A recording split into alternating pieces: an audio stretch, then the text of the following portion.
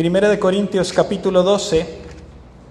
Hoy vamos a empezar una nueva serie de estudios y es algo que a mí me emociona mucho porque vamos a estar estudiando algo crítico, algo súper chiquitiguao. Vamos a estar estudiando acerca de los dones del Espíritu Santo. Es algo que se habla muchísimo en los círculos cristianos. Es algo que ha dividido denominaciones, es algo que ha dividido iglesias, es algo que une a unos y pone a otros en conflicto.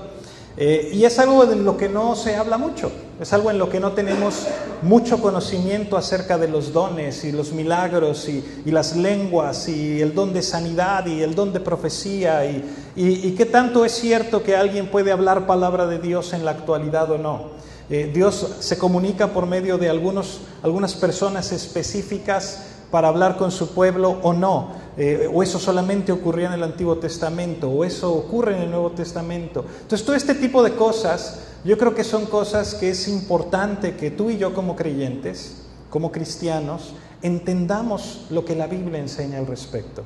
Que sepamos qué es lo que dice la palabra de Dios para que así ni a ti ni a mí nos chamaquen, ¿verdad? Y podamos tener un entendimiento y podamos tener una seguridad de qué es aquello que Dios usa y cuáles son las cosas de Dios, cuáles son inventos de los hombres y cuáles no sabemos. Entonces yo creo que va a ser un tiempo muy emocionante. Yo estoy emocionado. A lo largo de las próximas semanas vamos a estar estudiando el libro de Primera de Corintios, capítulos del 12 al 14. Y te invito a que los leas en tu casa, les des una buena repasada, una buena estudiada y que no te pierdas ninguna de las enseñanzas porque son muy importantes como creyentes. De manera que hoy vamos a comenzar esta serie y vamos a empezar en el capítulo 12, versículo del 1 al 3. Vamos a leerlo, vamos a orar y luego te voy a explicar un poquito del contexto y de lo que está pasando aquí y por qué estamos empezando en el capítulo 12. ¿Ok? ¿Ya lo tienes ahí? Primera de Corintios capítulo 12.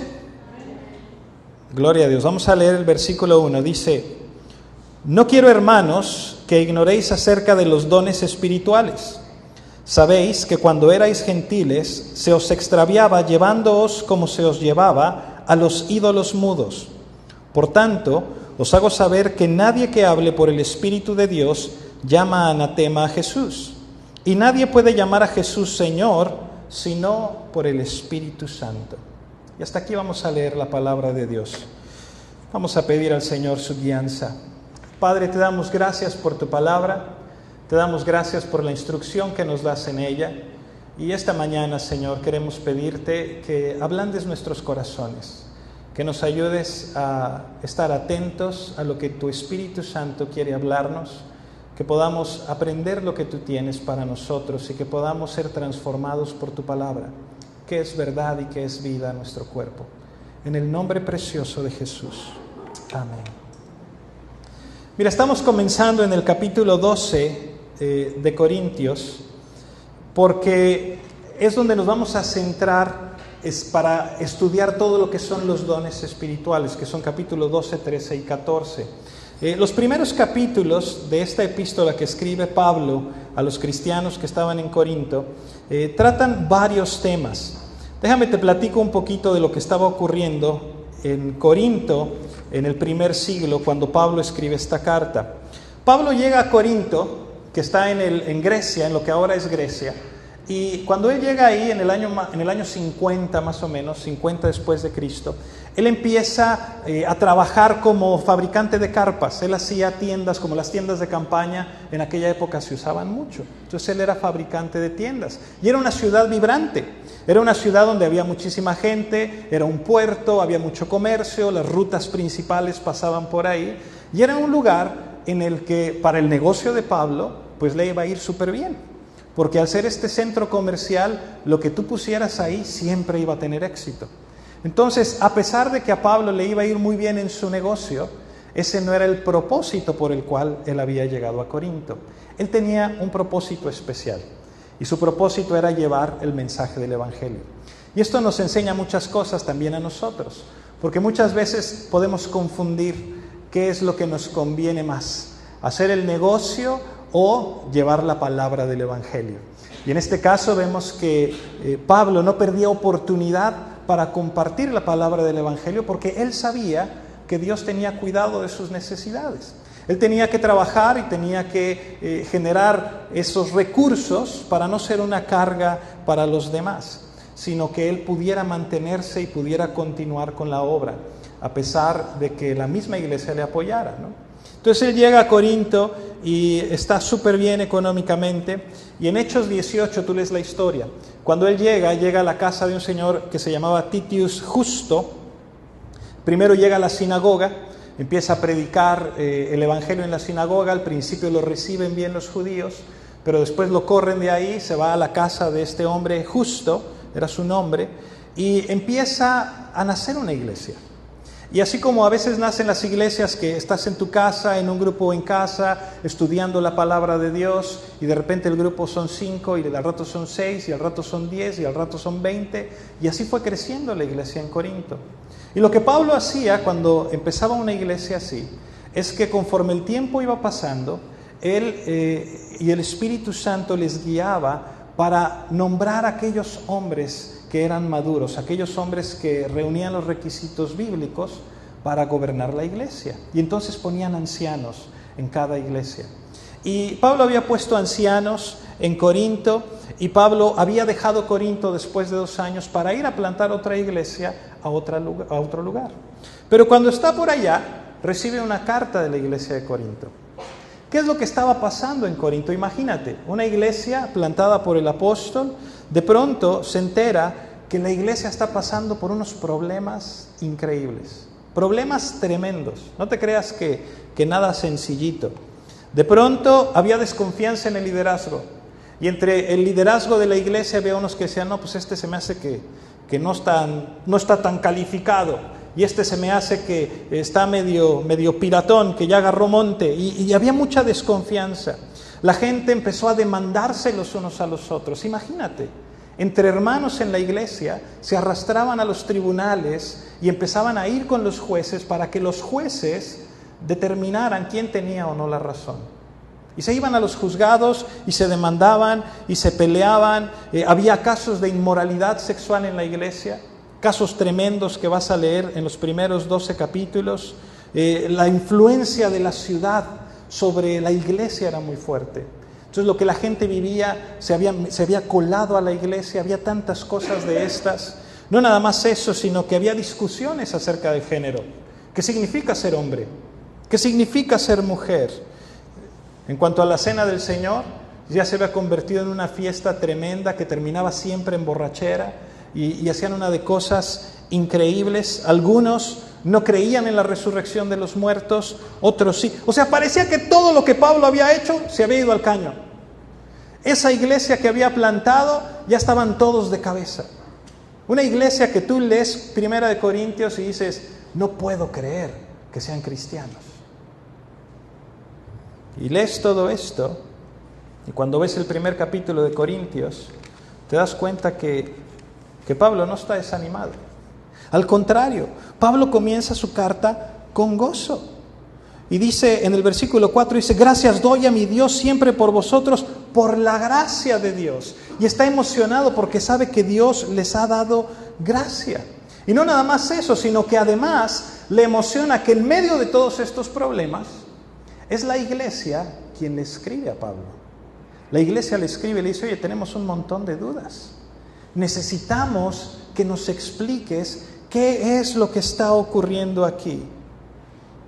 Tenían un montón de dudas y Pablo está respondiendo algunas de esas preguntas que la gente tiene en Corinto. Y a veces nosotros obviamente no tenemos la carta que los corintios le escriben a Pablo, pero cuando lees las respuestas que Pablo les manda, te da una idea de cuáles eran esas preguntas.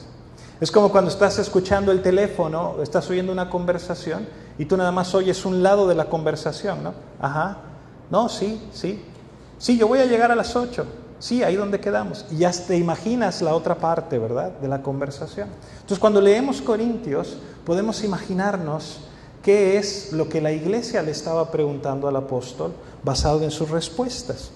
Por ejemplo, puede ser que una de las preguntas sea, Es verdad que el don de lenguas y que el don de profecía son un símbolo de una verdadera espiritualidad. O sea, la duda que tenían es, ¿aquel que habla en lenguas, aquel que profetiza, en verdad es más espiritual que algún otro cristiano que no lo hace? Ese tipo de cosas en Corinto dividían a la iglesia. Ese tipo de cosas traían muchas dudas sobre ellos. Unos decían que sí, otros decían que no. Y en aquellos tiempos el misticismo estaba por todos lados. De hecho, había una ciudad que se llamaba Delfos y tenían lo que ellos llamaban el oráculo de Delfos.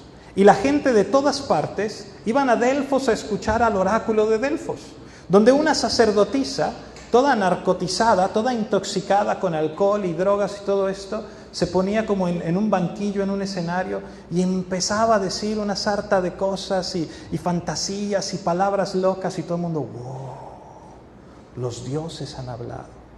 Y entonces tenían eso como algo muy grande. Y cuando la gente en la iglesia de Corinto veía a la gente hablando en lenguas o profetizando, se preguntaban, bueno, ¿será que esto es palabra de Dios? ¿Será que es algo parecido a lo que vemos aquí con el oráculo de Delfos? Y querían ver cuál era la diferencia, si en realidad era Dios hablando o eran cosas de hombres. Querían saber si esto era así. Querían saber si la gente estaba siendo espiritual o no. Ahora déjame decirte algo. 2000 años después, no somos muy diferentes nosotros, ¿verdad? A veces nos preguntamos las mismas cosas. ¿Será esto algo del Espíritu Santo o no será algo del Espíritu Santo? Y te pones a pensar que esas cosas que dividían a la iglesia entonces son las mismas cosas que dividen a la iglesia en la actualidad. Por ejemplo, hoy en día hay personas que creen que hablar en lenguas es la evidencia inequívoca de que has sido bautizado en el Espíritu Santo y que has recibido al Espíritu Santo. Es decir, tú te vuelves cristiano y después de ser cristiano, alguien viene y te impone manos y recibes el bautismo en el Espíritu Santo. Y si el Espíritu Santo mora en ti, entonces tienes que hablar en lenguas. Eso es un grupo de personas que piensan esto y que dicen que al hablar en lenguas estás en un nivel espiritual mucho más alto del que antes tenías. Pero por otro lado, hay otros grupos que te van a decir, no, espérate tantito. Las lenguas, la profecía, todo esto era algo del pasado, era algo del primer siglo. De manera que si tú hablas en lenguas, más bien es porque tu nivel de espiritualidad es muy bajo, porque eres muy inmaduro, porque no estás dándole respeto a lo que enseña la palabra de Dios y entonces en realidad no te ha caído el 20 de lo que dice la Biblia. Entonces te das cuenta que por un lado, en una iglesia, si hablas en lenguas te condenan y por el otro lado, en otra iglesia, si no hablas en lenguas te condenan. Entonces dices, caray, pues entonces ¿cómo está la cosa? ¿Qué hago? Y enos aquí 2000 años después y parecen que esas mismas cosas que dividían a aquellos en el primer siglo nos dividen también a nosotros. Por eso es tan importante poner atención a lo que Pablo tiene que decirnos, a lo que la palabra de Dios nos enseña. Mire el versículo 1. Dice, no quiero, hermanos, que ignoréis acerca de los dones espirituales. Ahora déjame ponerme un poquito técnico, porque Pablo está haciendo algo muy especial aquí. Tú sabes que fue escrito en griego el Nuevo Testamento, ¿verdad? Entonces se traduce al español. Cuando tú traduces un idioma a otro, a veces el traductor escoge una manera de traducirlo. Si un americano dice, as American as an apple pie, la traducción literal va a ser, tan americano como el pie de manzana. Pero a lo mejor otro traductor, que quiere que le entiendas mejor, te va a decir, tan mexicano como el chile verde. Y el tan mexicano como el chile verde captura la idea, pero no es literalmente lo que quiso decir, ¿verdad? Literalmente dijo tan americano como el pay de manzana. Y en la Biblia, a veces en la traducción al español, del griego, hay traducciones que traducen la idea y no la palabra literalmente. En este caso, por ejemplo, leímos que dice los dones espirituales. Para los dones espirituales, en el Nuevo Testamento usa la palabra carismata. Pero Pablo no está usando esa palabra. Pablo está usando la palabra neumáticos. Neuma quiere decir espíritu. Y neumáticos habla de espirituales, pero pueden ser cosas espirituales, pueden ser asuntos espirituales o pueden ser hombres espirituales. Entonces lo que está diciendo es, no quiero que ignores acerca de quiénes son espirituales. Puede estar hablando de eso. O puede estar hablando de los dones espirituales. Se aplica a las dos cosas. Y eso es lo que hace emocionante la palabra de Dios. Porque de alguna manera nos va a enseñar que quiénes son aquellas personas verdaderamente espirituales. No los que hacen esto o los que hacen lo otro, sino quiénes son. ¿Qué significa ser una persona espiritual? Ahora, más adelante, en el versículo 13, Pablo dice, porque por un solo espíritu fuimos todos bautizados en un solo cuerpo. ¿Qué quiere decir esto? En Corinto había quienes hablaban en lenguas y había quienes no hablaban en lenguas. Pero dice que todos ya habían sido bautizados por el Espíritu. De manera que no es necesario hablar en lenguas para haber sido bautizados por el Espíritu Santo. Pero además fíjate en el versículo 21. Dice, ni el ojo puede decir a la mano, no te necesito. ¿Qué quiere decir esto? No hay uno que sea más espiritual que el otro porque tenga un don o tenga otro don. No porque hables en lenguas o no lo hagas, tú eres más espiritual o menos espiritual que otra persona. En el capítulo 13:1 dice, mira, si yo hablara lenguas humanas y angélicas y no tengo amor, vengo a ser como metal que resuena o como címbalo que retiñe. Está diciendo, las lenguas, la profecía, todo eso están aquí. Pero el amor está acá. No es que esos dones sean tan chiquitiguau. No es que eso te haga más espiritual o menos espiritual. Y en el capítulo 14, en el verso 1 dice, seguid el amor y procurad los dones espirituales. ¿Qué está diciendo? Que los dones espirituales no son indicadores de que tú seas una persona muy espiritual. ¿Estás ahí? Puedes tener este don o no tenerlo, pero eso no te hace más ni menos espiritual. Y por eso dice el versículo, no quiero que ignores acerca de estas cosas. Necesito que entiendas esto. Y es importante que lo entendamos porque es el fundamento para todo lo que vamos a ver. Mira el versículo 2. Dice, sabéis que cuando erais gentiles se os extraviaba llevándoos como se os lleva a los ídolos mudos. Ahí en Corinto te voy a platicar lo que hacían. Agarraba a toda la gente y tenían sus ídolos, hacían una figura de estas y la ponían en un como tapanco y entonces hacían un desfile por la ciudad. Y toda la gente iba atrás del ídolo, iban haciendo cánticos, iban haciendo danzas y quemaban inciensos, iban las sacerdotisas y todo el mundo. Y en este desfile llevaban a los ídolos cargando y cantaban y adoraban a sus ídolos. Y luego llegaban al final de la calle donde tenían todos los ídolos ahí paraditos y todo el mundo los adoraba. Y todo el mundo honraba a todos estos monitos. Y lo que Pablo les está diciendo es, no sean como eran antes.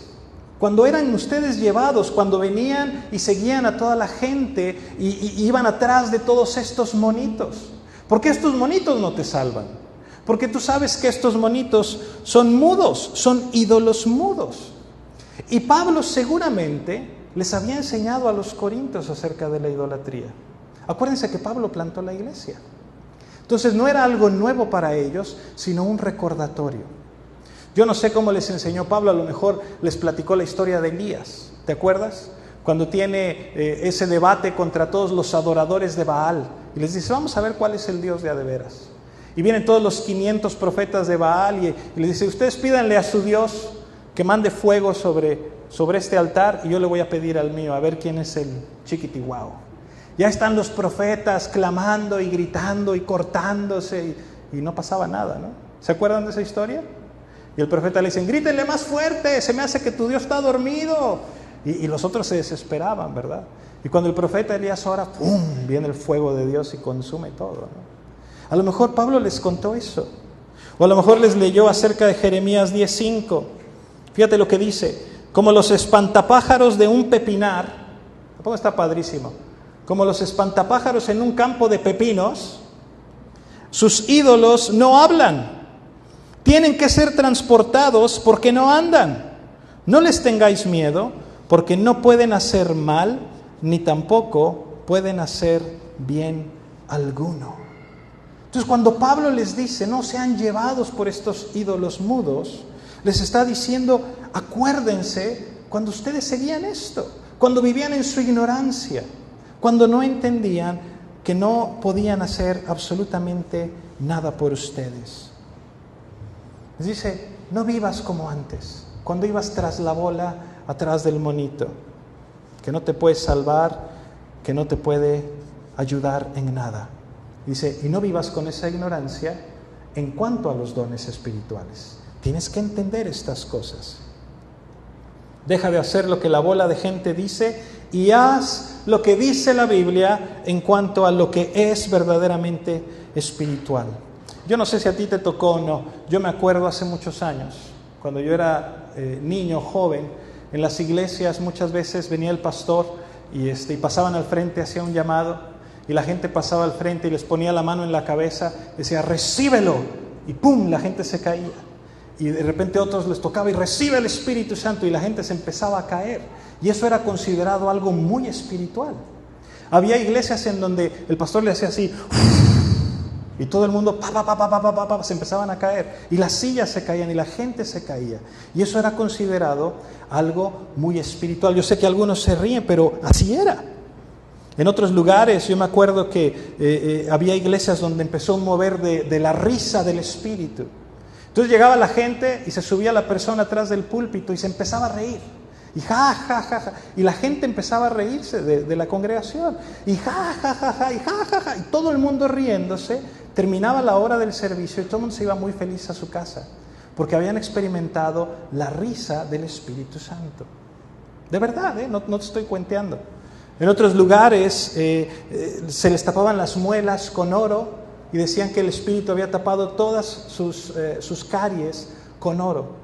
En otros lugares recibían polvo de oro en las manos o aceite de la unción en sus manos, simplemente en medio de la reunión de adoración. Y todo este tipo de cosas se decía que era algo muy espiritual, que si tú no experimentabas estas cosas es porque tú no estabas siendo espiritual. Ahora, yo sé que esto que te estoy platicando todavía pasa en la actualidad en algunas de las tradiciones extremadamente carismáticas. Pero no nada más ahí vemos este tipo de cosas. No nada más está el barco atorado por el lado carismático, sino que también en el extremo opuesto hay muchos problemas. En cuanto a la espiritualidad, déjame te lo explico.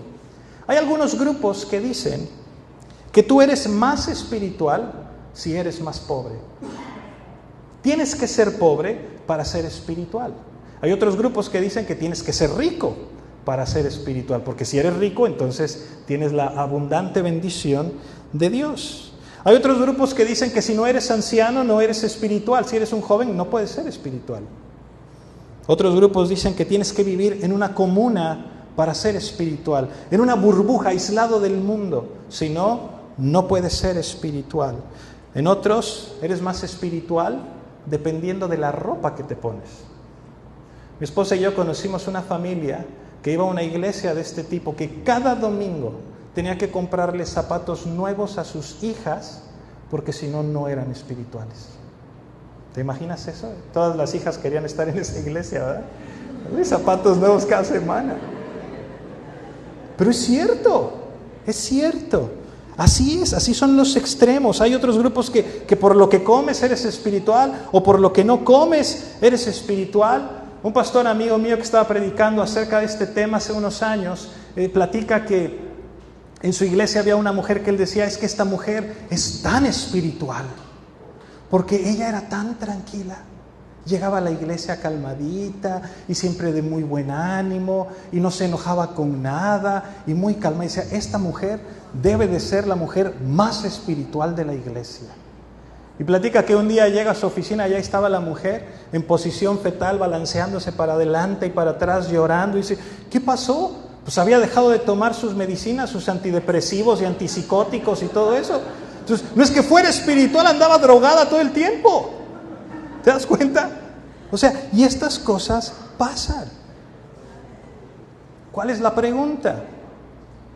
La pregunta es, ¿sabes qué es lo que hace a alguien espiritual?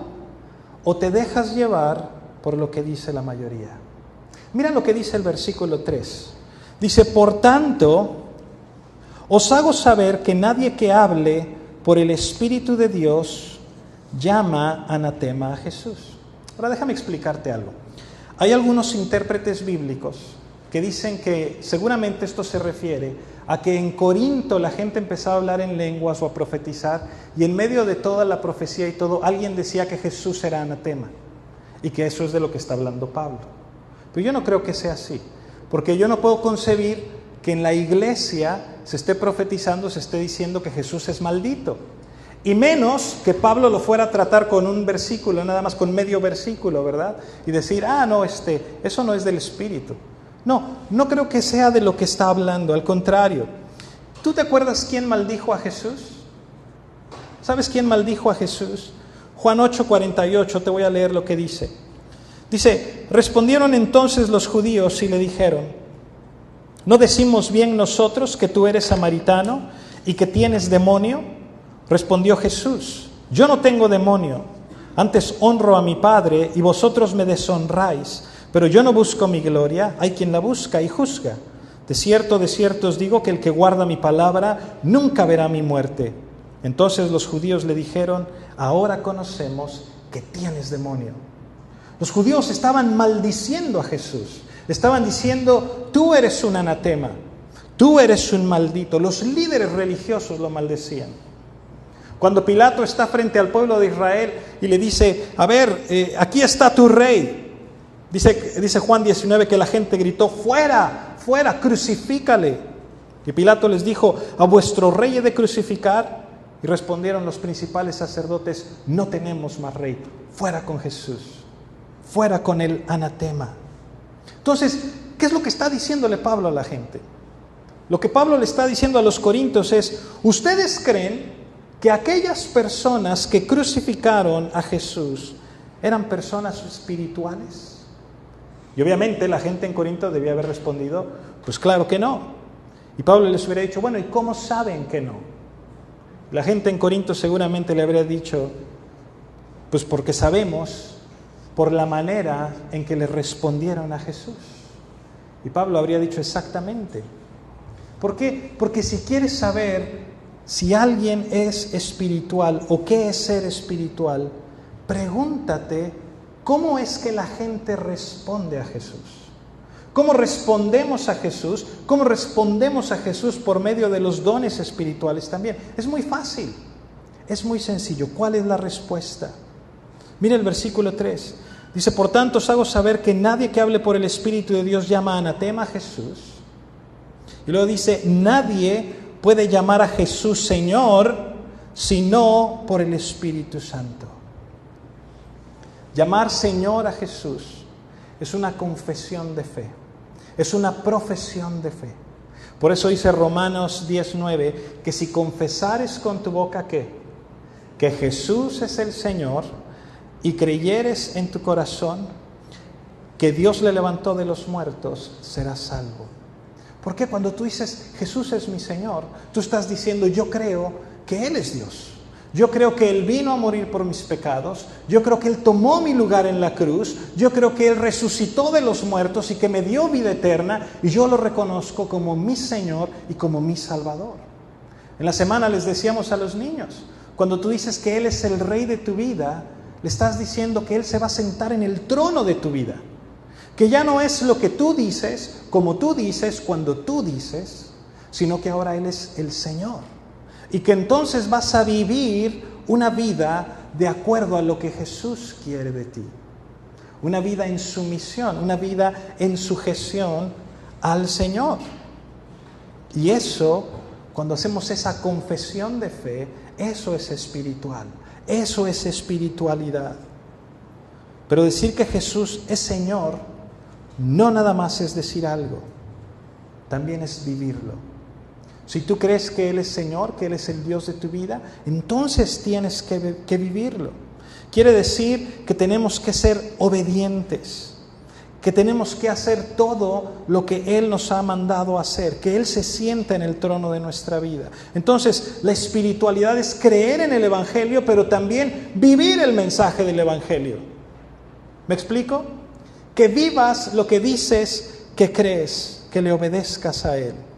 ¿Y sabes qué? Los dones del Espíritu no tienen nada que ver con esto. ¿Oíste eso? No tienen nada que ver con esto. Es lo que Pablo va a empezar a explicar todos los siguientes capítulos. Es muy fácil confundir los dones, es muy fácil confundir los talentos, las habilidades que Dios nos dio con la espiritualidad. Y no es por ahí. Si el pastor predica bien, ha de ser muy espiritual. No. Si sigue a Jesús, es un hombre espiritual.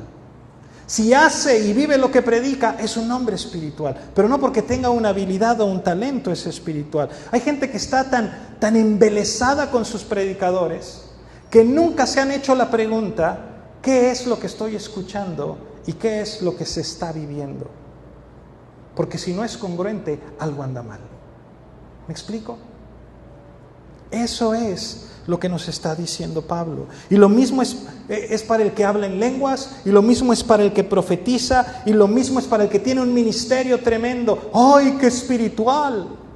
No. ¿Qué es lo que está viviendo? Los dones no son indicadores de espiritualidad. Y va a venir el profeta Gumersindo González y se llena el estadio y todo. ¡Oh, qué hombre tan espiritual! ¿Y lo vive? ¿Me explico? Tenemos que abrir los ojos. ¿Quién se lleva la gloria? ¿El Espíritu Santo o Gumersindo González? ¿Me explico? Jesús se lleva la gloria. El Espíritu Santo glorifica a Jesucristo en todo momento. ¿De qué se trata el Nuevo Testamento? De que la gente venga a los pies de Jesús. Siempre es acerca de Cristo. ¿Por qué entonces nos va a sorprender que la espiritualidad sea acerca de Cristo? ¿Quieres encontrar una persona espiritual? Hazte esta pregunta nada más.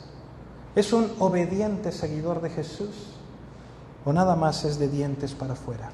Esa es la única prueba de la espiritualidad. ¿Estás ahí?